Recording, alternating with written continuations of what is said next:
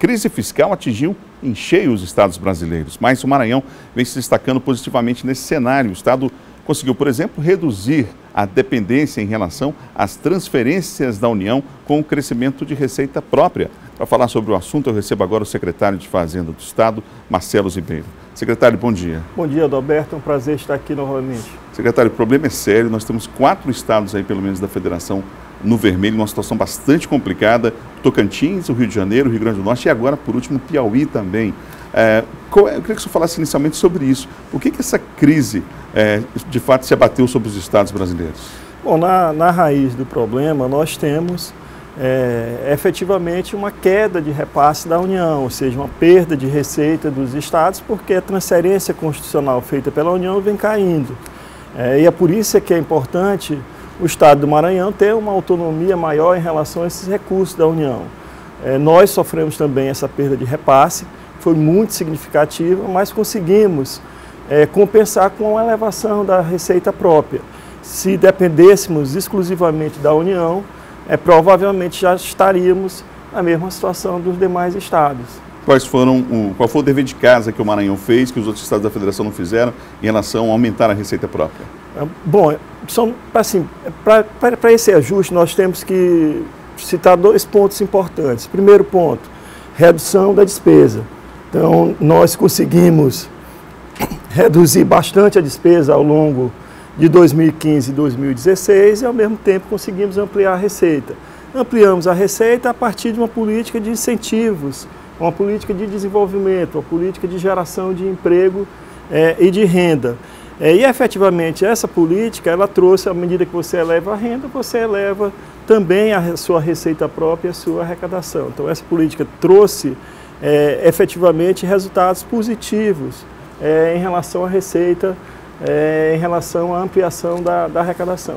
E o combate à sonegação fiscal, então? O combate à sonegação é um dos outros pontos que nós procuramos desenvolver ao longo de 2015 e 2016.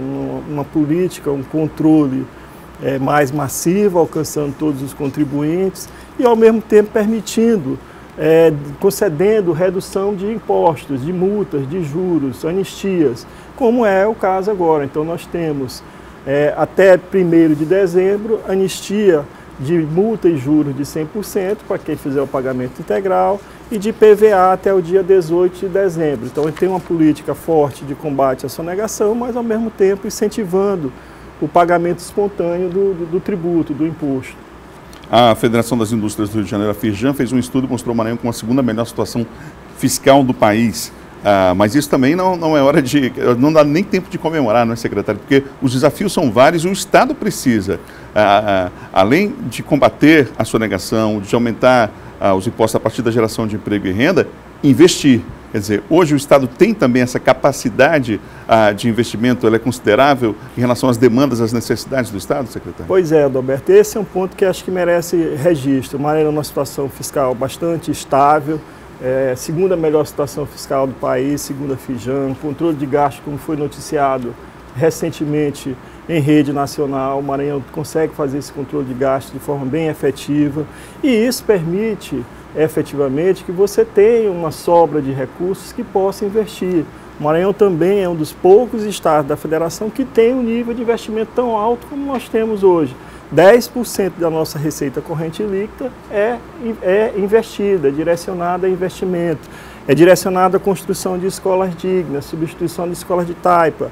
É direcionada à construção de hospitais macro-regionais. É direcionada à construção e recuperação de estradas.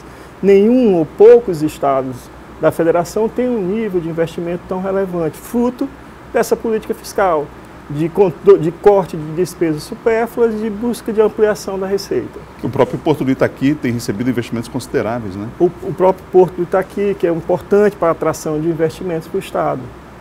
Secretário, há um outro dado que chama a atenção aqui, que é significativo. Na Assembleia Legislativa, depois de um debate intenso entre a bancada do governo e a oposição, foi aprovado o projeto de lei 262 de 2017, o Profisco, a mania de crédito aí junto ao BID, não é? O Banco Interamericano de Desenvolvimento. O que vai significar esse empréstimo para o Estado?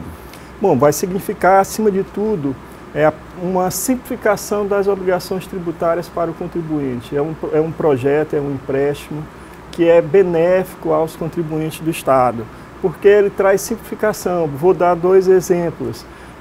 Um dos exemplos é o próprio processo administrativo fiscal eletrônico. Então, todo o processo ele pode ser feito pela internet, no domicílio do contribuinte, desde contestações, solicitações, pedidos. E um outro dado importante é a substituição de declarações que são apresentadas pelo contribuinte. A gente vai reduzir o nível de obrigações dos contribuintes a partir desse projeto. Segundo eixo desse projeto também de simplificação é no próprio pagamento no comércio exterior. Nós vamos ter uma espécie de Simples Nacional, ou seja, todos os tributos que são pagos para a União, Estados e municípios no comércio exterior, em relação ao comércio exterior, sendo pago no único documento de arrecadação. E vai efetivamente permitir, que é o terceiro grande eixo do Profisco, vai permitir o controle dos gastos públicos. Secretário Marcelo Ribeiro, obrigado pela entrevista aqui no Bom Dia Maranhão, a presença aqui na TV Difusora. Obrigado, Adalberto, é um prazer novamente estar aqui na Difusora. Obrigado.